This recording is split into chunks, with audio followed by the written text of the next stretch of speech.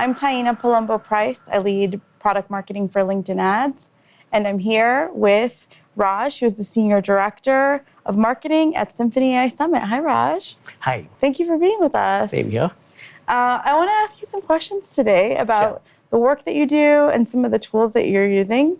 So first, curious, as a marketer in the digital space, what kinds of channels are you leaned into right now? So if you really look at it, 92% of the buyers, specifically the B2B buyers, they will start researching about a product the moment they realize a problem or are facing any difficulties with the current technology they use. Okay, and irrespective if the budget is approved or if they have a funding or the manager is cleared it, the moment, so if they face any problem, the research begins in terms of that, identifying that, what is the best alternative in the market. And if you really look at that, there's a research says that B2B buyers know at least 8 to 10 products out there in the market that could solve their problem. Okay, and then they start really researching about it. And for any B2B buying above $50,000 of annual recurring revenue, there are at least 7 to 8 people involved in the decision making. Yeah. Okay, so understand that 92% begin research when they identify a problem, and then there are about 8 to 10 products that can solve the problem. Then there are about 8 to 10 people sort of really influence the decision of it.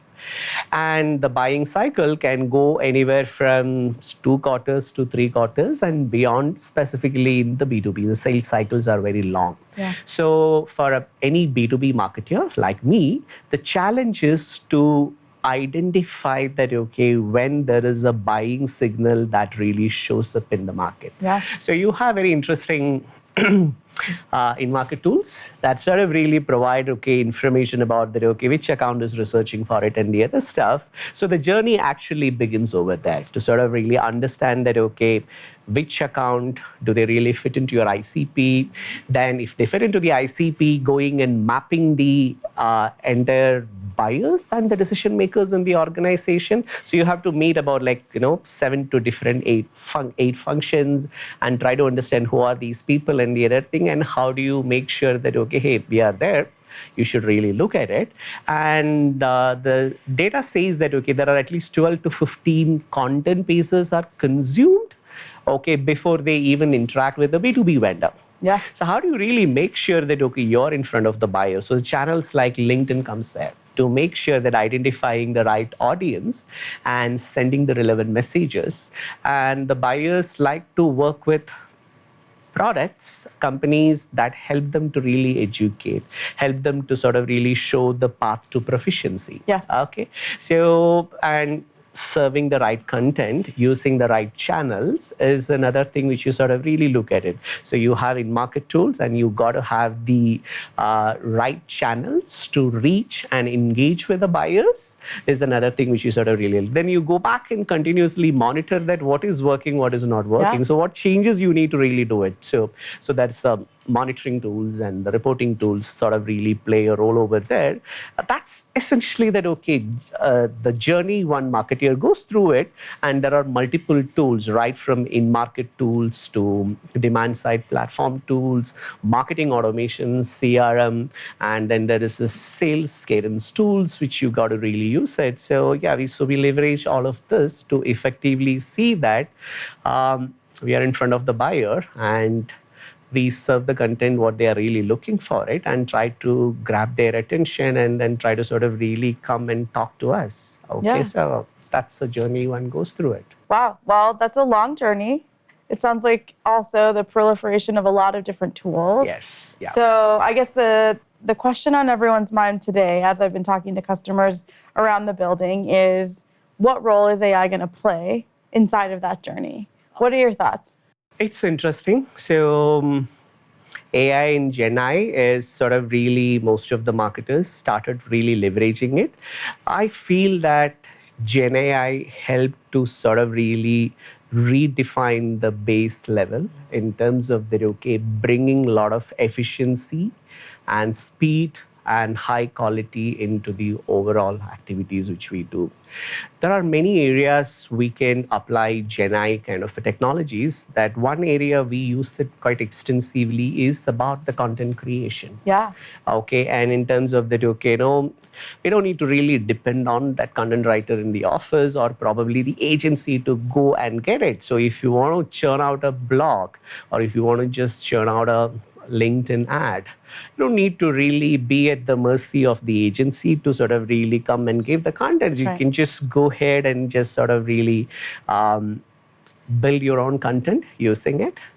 And so we use tools like HubSpot and various others. So they've also integrated OpenAI to their tool. So you're able to sort of really create emailers, newsletters right from their own platform to just go ahead and really use it.